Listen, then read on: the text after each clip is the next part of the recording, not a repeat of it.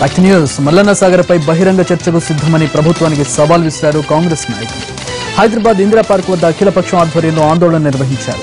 అవసరం లేకపోయినా ప్రభుత్వం రైతుల పొలాలను ముంచేస్తుందని ఆరోపించారు కాంగ్రెస్ నేతలు. మరోవైపు వైసీపీ, టీడీపీ నేతలు కూడా ఈ ధర్నాకు హాజరయ్యారు.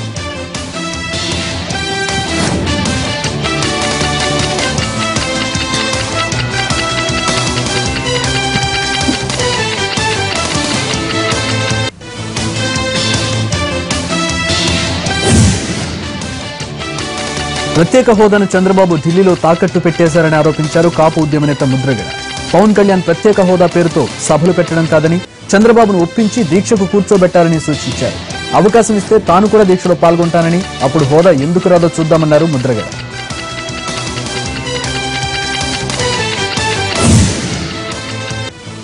పశ్చిమ గోదావరి జిల్లాలో పోలవరం కుడి కాలువ పనులను పరిశీలించారు మంత్రి దేవినేని ఉమా.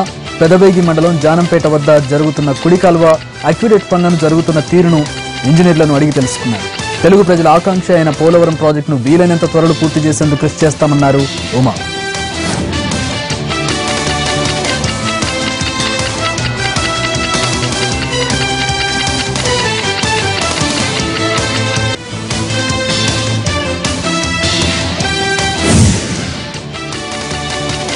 హైదరాబాద్ లో వర్షం దంచి కొట్టింది. Dilsukhnagar, Chaitanyapuri, LB Nagar, Sagar ring road, Vanasthalipuram, Hayathnagar, Jubilee Hills, Banjara Hills, Panjagutta, Khairatabad పరిసర ప్రాంతాల్లో వర్షం భారీగా కురిసింది.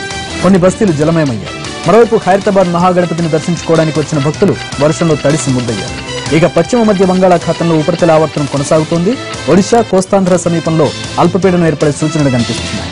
దీని ప్రభావంతో వచ్చే 2-3 రోజుల్లో తెలుగు రాష్ట్రాల్లో విస్తారంగా వర్షాలు కురుస్తాయని వాతావరణ శాఖ చెబుతోంది.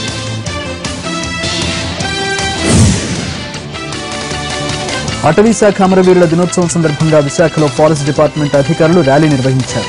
విధి నిర్వహణలో ప్రాణాలు పోగొట్టుకున్న అమరవీరులకు నివాళులర్పించారు. అనంతరం ఆర్కే బీచ్ కాళీమాత గుడి నుంచి అటవీ శాఖ కార్యాలయం వరకు ర్యాలీ కొనసాగించారు.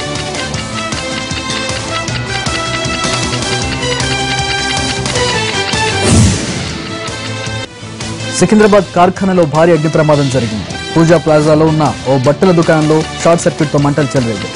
అగ్ని ప్రమాదంతో చుట్టుపక్కల ప్రాంతాల్లో దట్టమైన పొగలుముకుంది.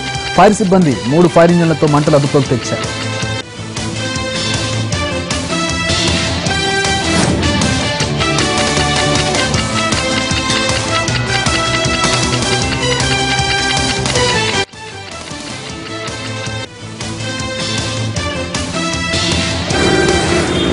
పొగలే ఉన్నాయి బయట అయితే.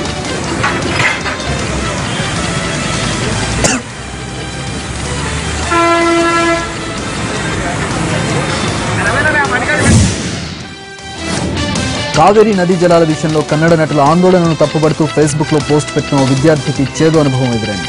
కొందరు యువకులు అతడిపై దాడి చేశారు. ఓ ప్రైవేట్ కాలేజీలో ఇంజనీరింగ్ చదువుతున్న విద్యార్థి డి సంతోష్ ఫేస్బుక్ లో ఓ పోస్ట్ పెట్టారు. కావేరీ జలాల ఆందోళనలో కన్నడ నటులు శివరాజ్ కుమార్, విజయ్, రాగిణి ద్వివేది, దర్శన్ పాల్గొనడాన్ని తప్పుపడుతూ విమర్శలు చేశారు. అతని పోస్టు కర్ణాటకలో వైరల్ గా మారింది. దీంతో ఆగ్రహించిన కొందరు బెంగళూరు యువకులు అతన్ని వెతికి మరీ పట్టుకుని చావబాదారు. అనంతరం ఆ వీడియోను ఆన్లైన్లో పెట్టారు.